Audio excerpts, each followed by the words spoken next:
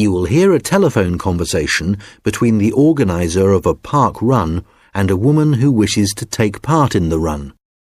First, you have some time to look at questions 1 to 6.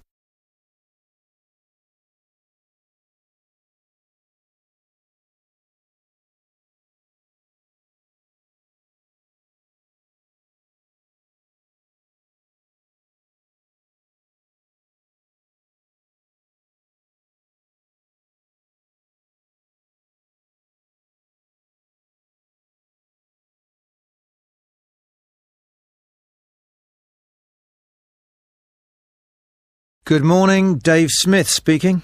Hi, could I speak to the organiser of the Preston Park Run? Yes, that's me. Great.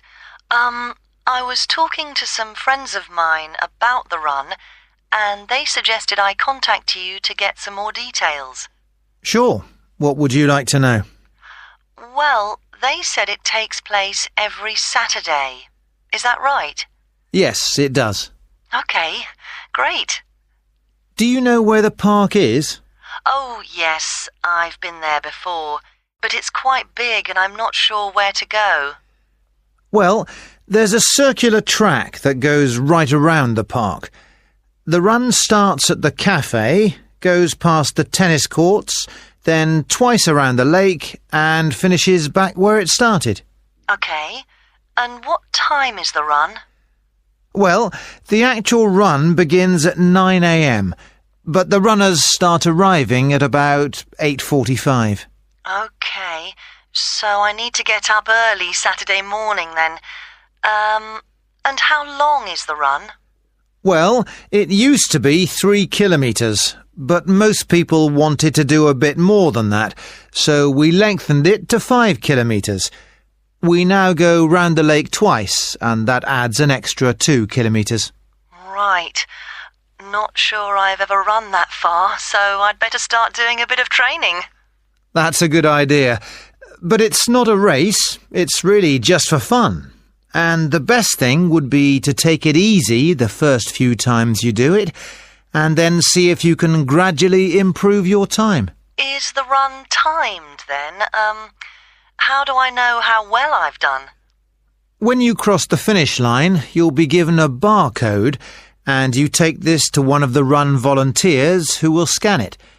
Then you can get your time online when you go home. Oh, I see. You collect all the results. Exactly. I see. That's great. So, how do I register? Well, there are several ways. I could take your details over the phone, but it's much easier if you do it using the website. Okay, good. I think that's probably all I need to know for now. Oh yes, does it cost anything to register, or do you collect money each week? Well, it doesn't cost anything to register, but we do charge for the run. In fact, we have just increased the charge to £1.50.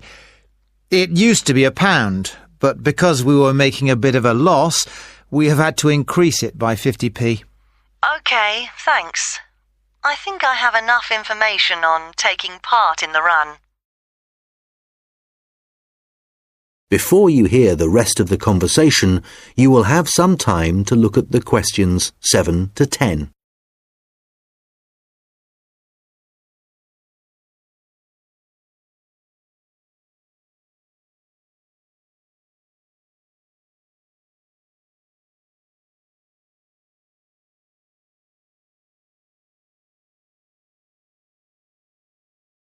Now listen and answer questions 7 to 10. You mentioned volunteers. I have a friend who is interested in helping out. Can you give me some details so I can pass them on to her? Sure. Well, you need to ask your friend to contact Pete Morn. He manages all the volunteers. Okay. I didn't quite catch his surname. Was it Morn? M-O-R-N? No, just a bit more complicated. It's M-A-U-G-H-A-N.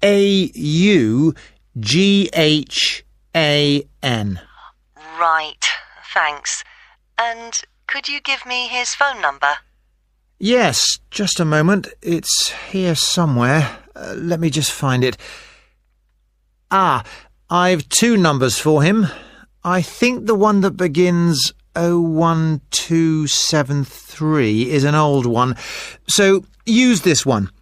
It's 01444 73290.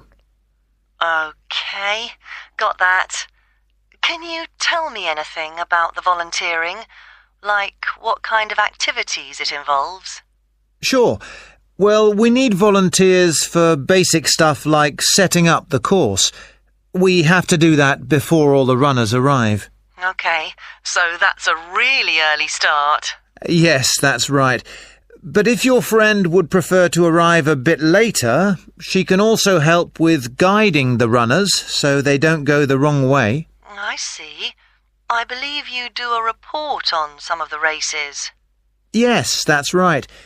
In fact, we do a weekly report on each race, and we always try to illustrate it. Okay. Well, my friend really likes taking photographs. She's just bought a new camera. Actually, that would be great. I don't know whether Pete has anyone to take photographs this week. Oh, I'll let her know. OK, good. Could you ask your friend to phone Pete and let him know? Yes, I will. OK, thanks. Goodbye. Goodbye. That is the end of section 1. You now have half a minute to check your answers.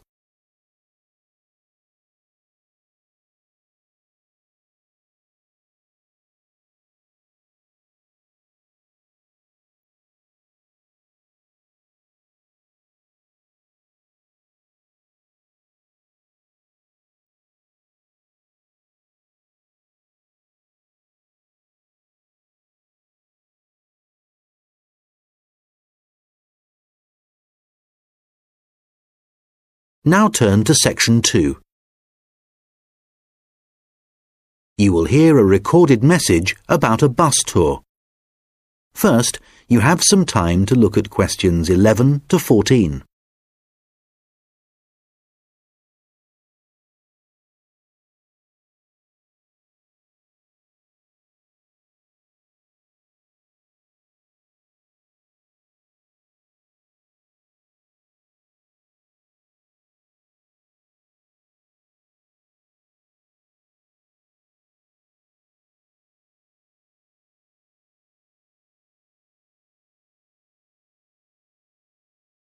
Thank you for calling the phone line for the Pacton-on-Sea bus tour.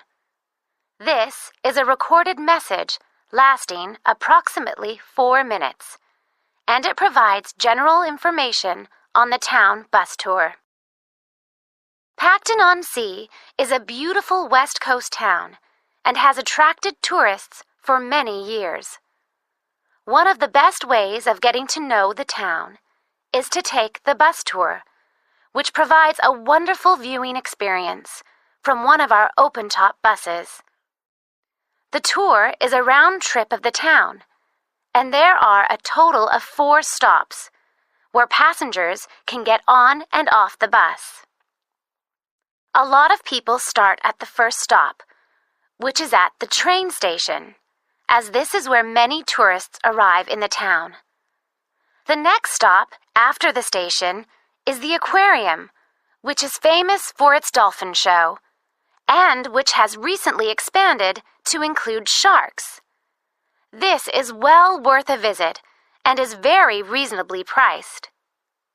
Leaving the aquarium, the bus tour goes along the coast road and after a few kilometers comes to the old fishing village, where you can get off to stroll along the waterfront. There are some original buildings here, but most of the area has been modernized and is now used as a harbor for all kinds of sea craft, including yachts and some amazing powerboats. The tour then heads off to the last stop, and this is where most of the shops are. So for those of you keen to do a bit of shopping, this is the place for you. Our advice is to go to this part of the town in the morning, when it is relatively quiet. It does get very busy in the afternoons, especially at the height of the season. This area of the town includes an ancient water fountain where many people like to have their photograph taken, so do look out for this. Before you hear the rest of the conversation, you will have some time to look at the questions 15 to 20.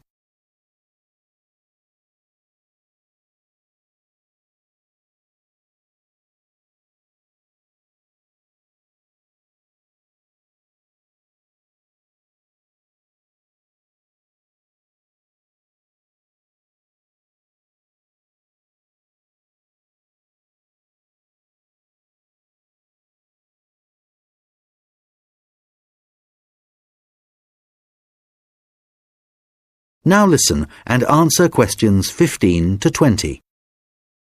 Now, some details of the costs and timings. A family ticket, which includes 2 adults and up to 3 children, costs $30. An adult ticket costs $15. Children under the age of 15 are $5, and student tickets are $10, as long as you have a student card. All tickets are valid for 24 hours, which means that you can get on and off the bus as many times as you like within a 24-hour period.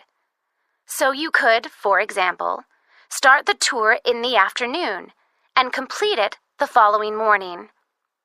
The first bus of the day leaves the station at 10 a.m., and the last one of the day leaves at 6 p.m. Buses leave every 30 minutes, and each tour takes a total of 50 minutes. There are many attractions at each of the stops, so wherever you get off the bus, there will be plenty to do. The bus tour tickets do not include entrance to any of these attractions apart from the museum, which is located near the aquarium. Some buses have local guides who will point out places of interest and will provide information on the town. However, we cannot guarantee that every bus will have a guide, and so we also have an audio commentary that has been specially recorded for the bus tour by the tourist office. Headphones are available on the bus, and these are easy to operate.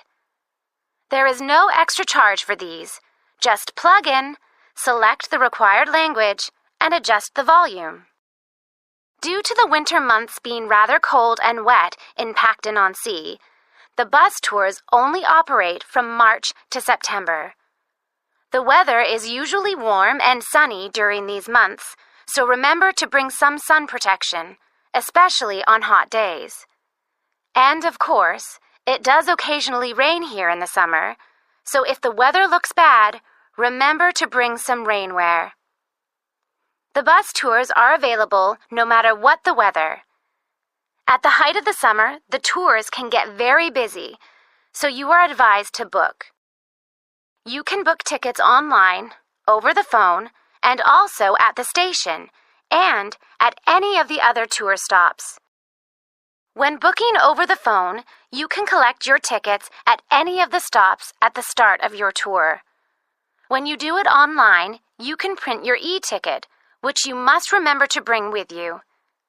Thank you for calling the Pacton-on-Sea phone line, and we look forward to seeing you soon on one of our tour buses. That is the end of section 2. You now have half a minute to check your answers.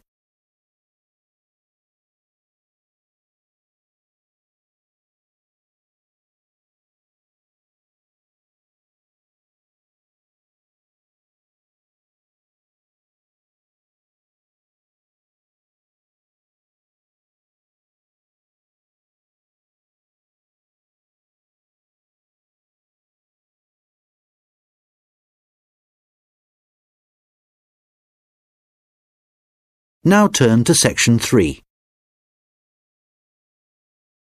You will hear a conversation between an admissions officer and a manager from the university's technologies department. First, you have some time to look at questions 21 to 26.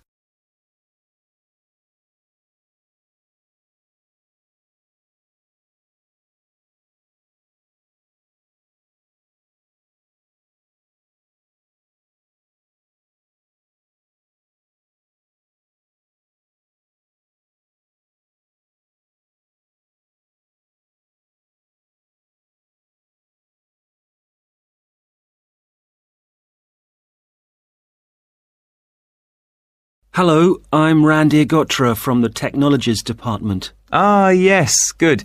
I'm Dave Hadley. Thanks for coming to see me. That's okay. I believe you want us to do some work for you. Yes, that's right.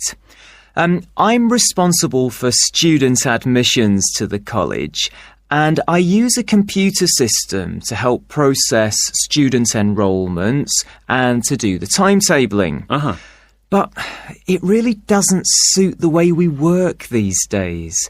It's over 10 years old, and although it was fine when it was first introduced, it's just not good enough now. Okay, what problems are you experiencing? Well, 20 years ago, the college was quite small, and we didn't have the numbers of students or tutors that we have now. So the system can't handle the increasing volumes? Well, there's a lot more data now, and it sometimes seems the system has crashed, but in fact, it just takes ages to go from one screen to the next. Right. Is that the only problem? Well, that's the main one, but there are others. In the past, doing the timetabling was quite simple, but now we have a lot more courses, and what's made it complicated is that many of them have options. Right, but the system should allow you to include those. Well, no, it doesn't. It was supposed to, and a few years ago we did ask someone from the Technologies Department to fix it, but they never seemed to have the time. Are there any other issues with the system? Well, I've been given extra responsibilities, and so I have even less time to do the timetabling. If there was anything you could do, Randir, to make the process more efficient, that would be really helpful. Well, it sounds like you could do with an assistant, but that's obviously not possible. So what about having an online system that students can use to do their scheduling? How would that work? Well, it may mean less choice for students, but we could create a fixed schedule of all the courses and options, and they could then view what was available. And work it out for themselves. That sounds great. OK, so we'll need to decide whether or not to improve the existing system or to build a completely new system. Well, I'd much prefer to have a new system. Quite frankly, I've had enough of the old one. OK, that'll probably take longer, although it may save you money in the long run. When were you hoping to have this in place? Well, it's January now, and the new intake of students will be in September. We need to start processing admissions in the next few weeks, really. Well, it will take more than a few weeks, I'm afraid. As an initial estimate, I think we'll be looking at April or May to improve the existing system, but for a new system, it would take at least 9 months. That would be October at the earliest.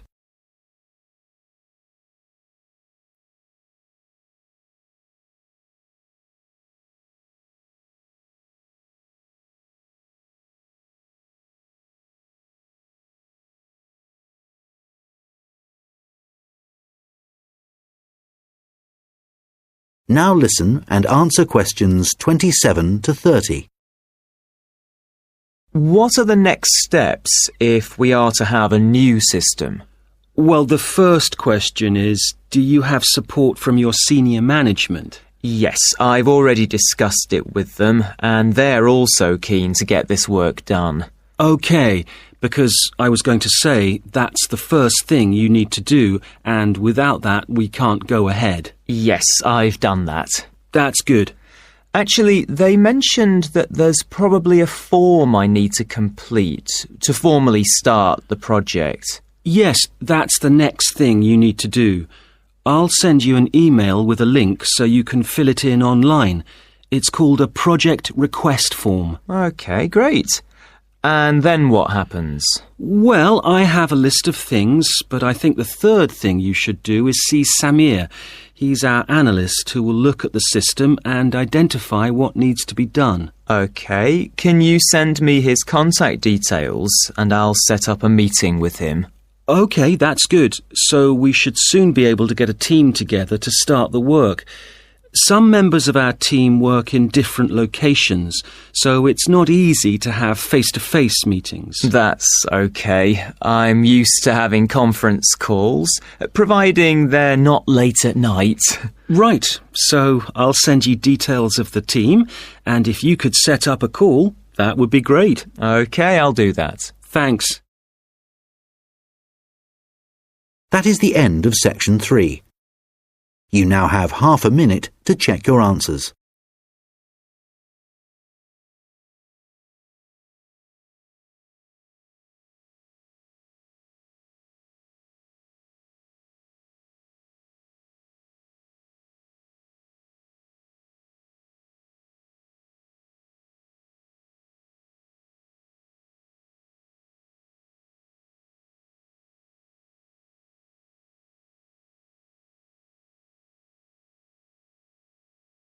Now turn to section 4. You will hear a lecture about how the production of ceramics, such as plates, pots and glass, first began. First, you have some time to look at questions 31 to 40.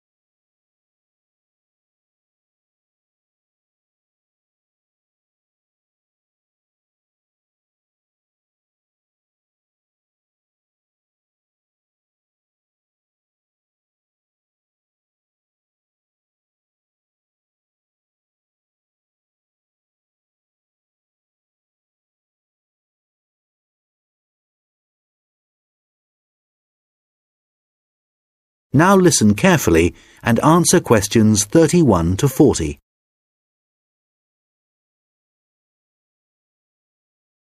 Hi everyone. Today I'm going to be talking about the origins of ceramics. So first of all, let's start off with, what is a ceramic? Well, generally speaking, ceramics are what you get when you apply heat to certain inorganic, non-metallic solids and then allow them to cool. And examples of ceramics are everyday things like earthenware pots, crockery, glassware, and even concrete. So how did it all begin? Well, it all started around 29,000 years ago, when humans discovered that if you dig up some soft clay from the ground, mould it into a shape, and then heat it up to a very high temperature, when it cools, the clay has been transformed into something hard and rigid. And so what did those first humans do with their discovery? Well, they created figurines, which were small statues and which depicted animals or gods or any shape that the clay could be moulded into. And all this activity was centred around southern Europe, where there is also evidence of ceramics that were created much later. The early humans also found a practical use for their discovery, such as storing things like grain, although there were drawbacks. The pots were porous, so that although they could carry water in them, it wasn't possible to store it over a long period. And also they were quite brittle and shattered very easily if they were dropped. But despite these problems, it was many thousands of years before there were any improvements. In China, at around 200 BC, they discovered that by adding minerals to the clay, they could improve both the appearance and the strength of the ceramics. But it took nearly 1,000 years before they perfected the process to produce high-quality ceramics known as porcelain. And once they had perfected the process, they kept it a secret for another 1,000 years. Compared to the first ceramics, porcelain was lighter, finer, harder, and whiter, and became an important commodity in China's trading with the rest of the world for hundreds of years. In fact, it became so valuable that it was known as white gold, and spies were sent to China to discover what they did to the clay to produce such high-quality merchandise. It wasn't until the 18th century that the secret began to unravel. A German alchemist called Johann Friedrich Böttger was asked by the king to make gold out of lead. Unfortunately, Böttger failed to achieve this and soon gave up. But in order to please the king, he attempted to make high-quality porcelain. And after many years of experimentation, he discovered that by adding quartz and a material called China stone to very high-quality clay, he managed to get the same results that the Chinese had been achieving for the last 1,000 years.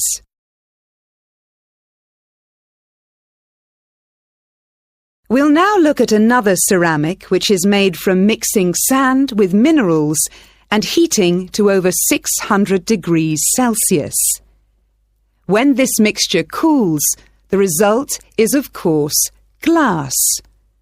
The main difference between ceramics made from clay and glass is that clay is made up of crystalline plates which become locked together in the cooling process, whereas glass cools too quickly for crystals to form. Apart from that, the process of heating up naturally occurring materials to transform them is the same. The origins of glass date back to 3500 BC, but it wasn't until the Roman Empire, 2,000 years ago, that the art of glass blowing and the practical uses of glass became more widespread. One of the more innovative uses was to use it in windows, as up until then they had just been holes in walls. It must have been very drafty in those days. The Romans were also responsible for inventing concrete, and although the origins are uncertain, experts think that this is largely due to the high level of volcanic activity in the area. The Romans observed that when volcanic ash mixes with water and then cools, it gets extremely hard and almost impossible to break up. The chemical reaction that follows is very complex and continues for many years, and the concrete just keeps getting harder. Evidence of this are the numerous Roman remains that are still standing, many of which are almost completely intact. One of the most important facts about concrete for the Romans was that it can be created underwater. As the Roman Empire grew, the Romans needed to take control of the seas, and for this they needed to build harbours capable of holding a fleet of ships. Pouring concrete mixture into the sea immediately started the hardening process, and rather than just dissolving in the mass of water, the substance was tough and long-lasting. This strange characteristic of concrete made a significant contribution to the success of the Roman Empire.